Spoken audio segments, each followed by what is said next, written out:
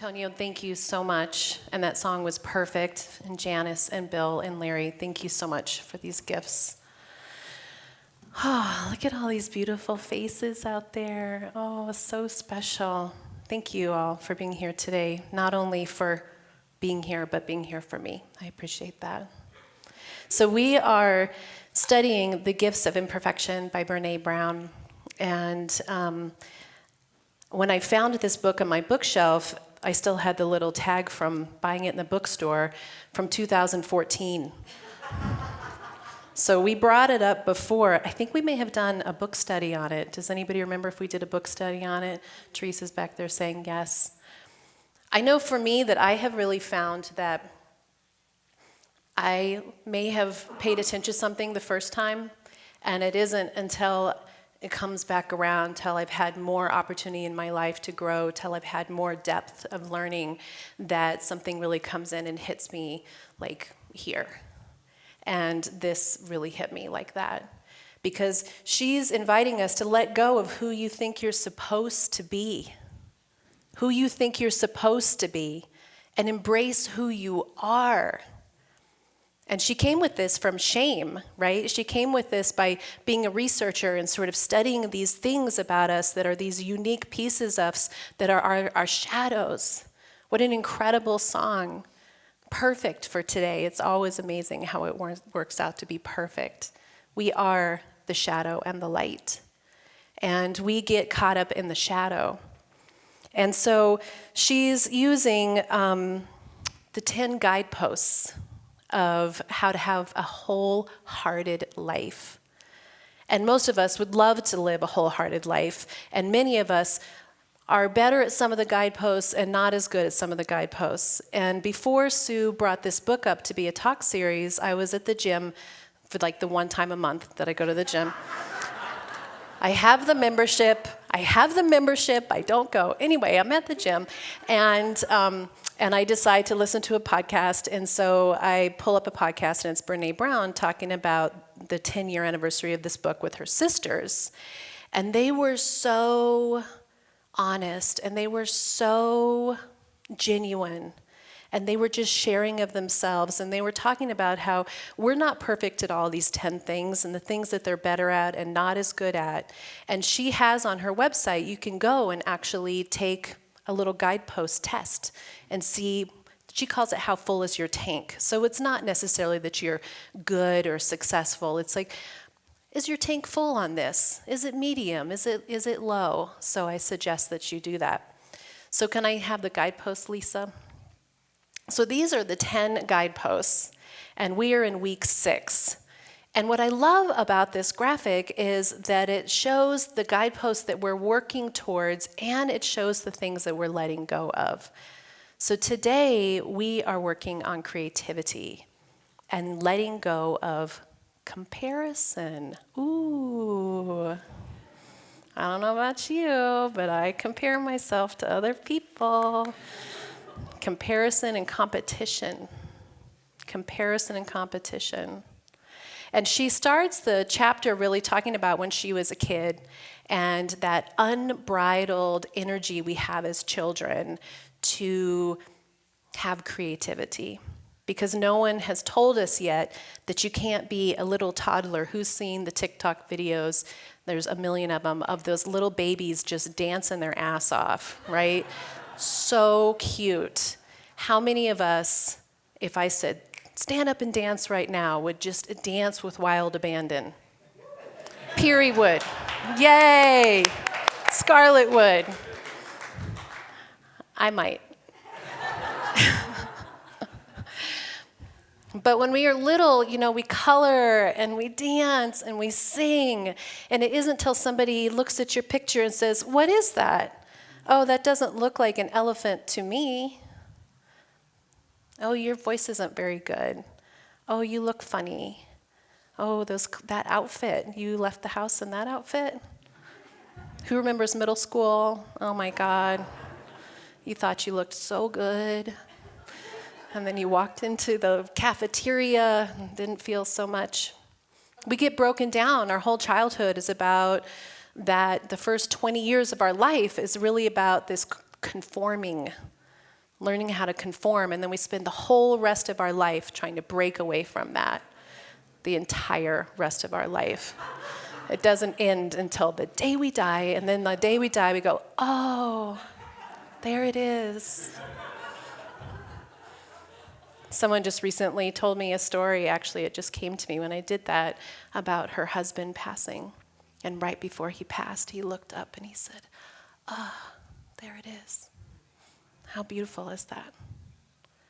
So I love that Brene brings this authenticity, this vulnerability in, because we're not really rewarded for that when we're younger.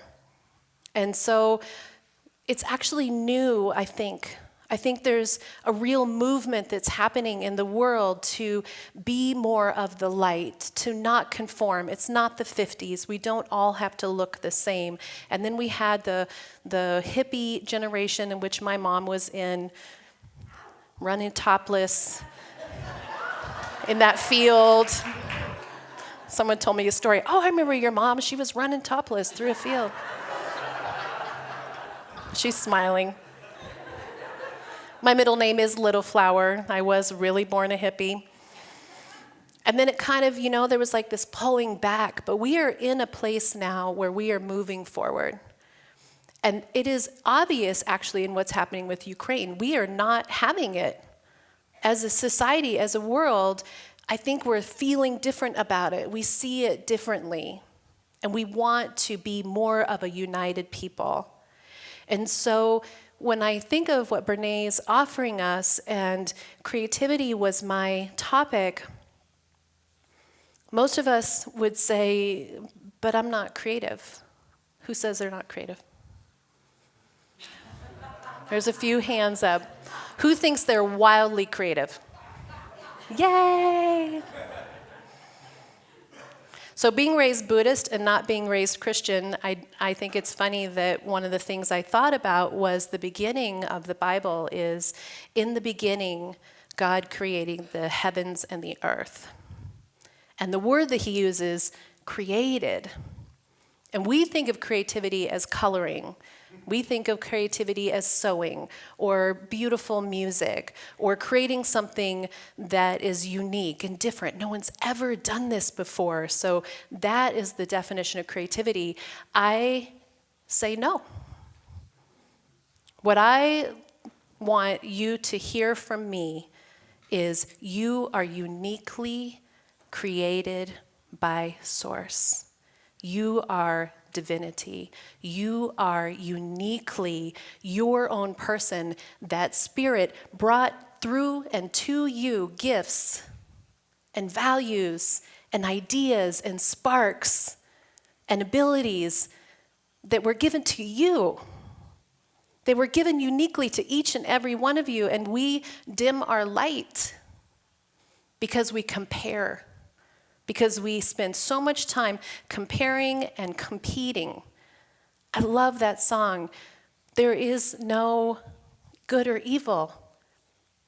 We spend so much time saying who's good, who's bad, who's light, who's dark. So the first quote from Brene speaks to this.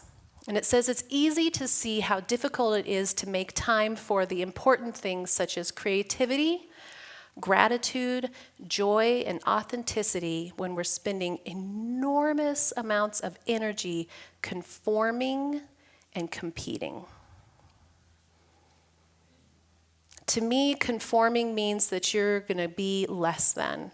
Conforming means that you're willing to morph and play small and be whoever someone wants you to be to fit in, to be accepted.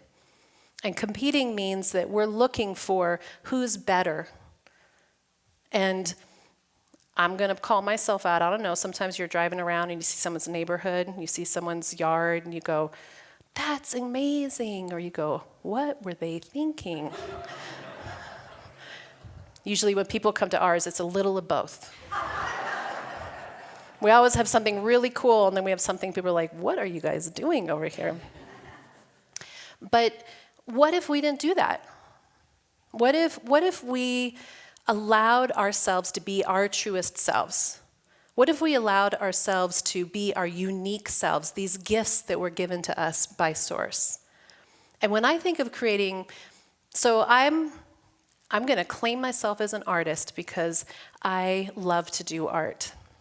And what I love to do in the art is when I put that ink on the paper, when I put that paint on the paper, when I glue something down, it feels amazing in that moment. There's something that's coming through. When I start writing a song, there's something that comes through that I can feel is in the flow. If I allow it to be in the flow, if I get out of my head about what is someone going to think of this, when I show this to somebody, what are they going to think? If I'm just here right now and I say, when I put that ink or that paint on the paper, how delicious it feels. Like delicious. When you make something, when you create a recipe and you're putting the eggs and the flour and you're mixing it in the bowl, that is creating. When you connect with somebody and the right words come through to you that touches their heart, that is creating. When you lead a meeting and you embrace the entire group to be able to speak honestly and openly and have sparkly ideas, that's creating. I'm looking at my mom, her house burned down. And she had an entire studio filled with art. And before she had the fire, we had talked extensively about what's the purpose of this? What's the point of this thing that we do?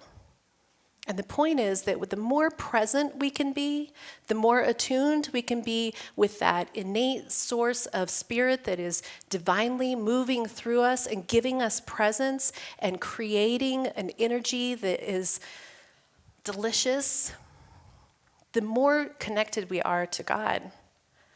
And the more we do those things, the more that we're actually opening up to our intuitive nature that is allowing the source that is trying to move and manifest through you to exist. And when we close that off, we're putting up armor. Antonio talked about armor in his song too. And the armor that we put up is because we're afraid of being compared. We're afraid of competing. But we decide if we're going to participate in that or not. And I have such gratitude that for my mom, being in the moment and making those pieces meant so much to her. It wasn't the final product. The final product was really nice, but that wasn't the reason. And so as we move forward in our lives and you think, well, I'm not creative, I really hope that you can think of it differently. I hope that you can close your eyes and know that you were brought here on this earth for a purpose. That you are whole, that you are divine, that you are worthy. And you don't need anyone else to hold up the painting and say, isn't it pretty? Because if you enjoy it while you're doing it, it doesn't matter whether it could be in the Metropolitan Museum or it's going to go in the trash can. You loved it. And when we think about singing or dancing or cooking or talking or sparking ideas, what if that was just for you, knowing that you are enough, that you don't need anybody to approve of anything? And when we look at ourselves in the mirror and we walk out the door, we love who we are. And who gives a shit what anybody else thinks? Seriously.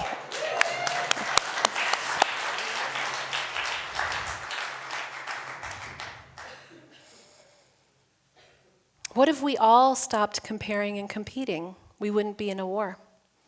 What if we loved each other enough? I loved working at my old job. I worked at a home care agency, and the woman that I worked for, one of my favorite things is when she would stamp the checks, she'd be so excited. oh, I got enough there's enough for everybody. And she just would be so excited about that there was enough. And she taught me that there was enough business, that we didn't have to compete with the other agencies because there was enough for everyone. That you never need to think to yourself, I can't write a song. Oh, Antonio already wrote that song. No, your song is yours to write. Your story is yours to write. And that's why I'm doing what I'm doing right now. I had no idea what I was doing 2 years ago when I started my podcast. If I went to comparing, competing, my first podcast that I did, so I'm recovered from alcoholism, and I just celebrated 4 years sober. Whoop, whoop, whoop. And I was given the guidance, the creativity, that creative spark to share my transformation story. Many of you know me very well. I'm an entirely different person than I was. An entirely different person. And I'm a different person because I love myself. I can feel my holiness. I can feel my worth. And I don't need to use something to dampen me down or hide from what I was afraid of and the pain that I was feeling. I took responsibility for myself, I did my own work, and I have chosen happiness.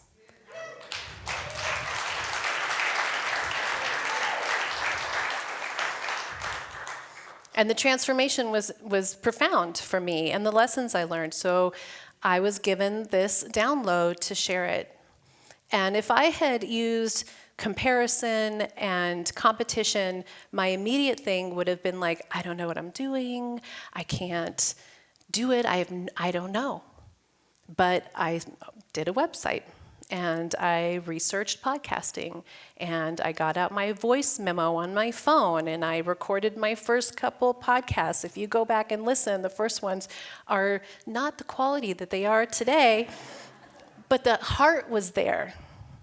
Because I was present in that moment of just doing what that creative spark was leading me through, instead of saying, I need it to be as good as Brene Brown's podcast, for example. I don't have to compete with that. And over time, this is creativity, right? They say if you do 10,000 hours of anything, you become an expert, and none of us give ourselves 10,000 hours. So just over time, over the last couple years, just one more step, one more step, one more step. And then I became a metaphysical minister. That's one of the reasons I'm not a unity minister. So I'm so grateful to be able to speak here every couple of months, which will continue, so don't think it's not going to continue. But I can't be a unity minister here because I'm not a unity minister. But I followed those creative pieces because I allowed myself to be in the flow. And it kept giving me inspirations and the next step and the next step. Because God brought you here to live a full life. And living is not easy, but it is not about suffering and being miserable and thinking that you're less than. If you can remember your wholeness and your connection with Spirit, you will open up to that creative drive. And it is uniquely yours, and it is not about anybody else. And so here I am. So a couple years later, the podcast has really increased and become more and more, and I have a whole bunch of clients that are coming in and doing coaching and doing amazing transformations. My focus is in addiction and people around you who are addicted, which, if we're honest, everybody's been affected by addiction in some way. And I don't know what's coming next, and that's okay.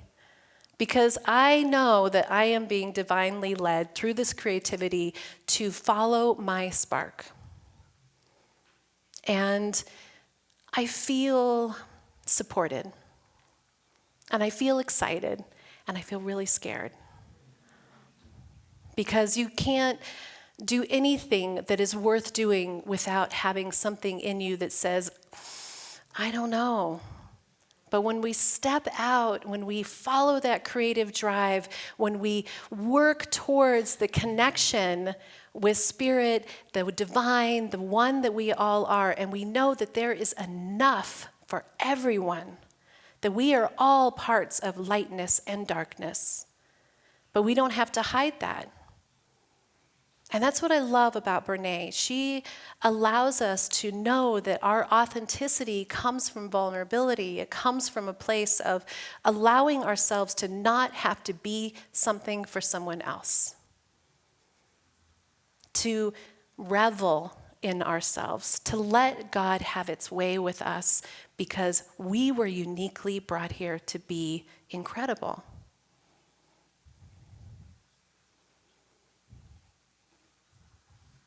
So if you say that you're not creative, I disagree. And there's lots of ways to open up to creativity. Explore something you don't know yet. Listen to podcasts or TED Talks. Listen to music that you wouldn't listen to. Try recipes that you wouldn't normally try. Go out and do something that you wouldn't normally do. Open yourself up to that creative energy and know that every time, even when you have a conversation with somebody, you are creating something that didn't exist before. You are the creator of the world. And without you, there's nothing. So to allow that to come into you, into your fullness, and stop playing small. Stop comparing. What's my third quote? I skipped past. There's only people who use their creativity and people who don't. We all have it. Unused creativity doesn't just disappear. It lives within us until it's expressed, neglected to death, or suffocated by resentment and fear. We don't want to suffocate ourselves with resentment and fear. We are too fantastic for that. So I invite you to open yourself up to creativity, to be the glorious, manifested people that Spirit brought you here to be. I want that for you. Thank you so much. I love you all so much.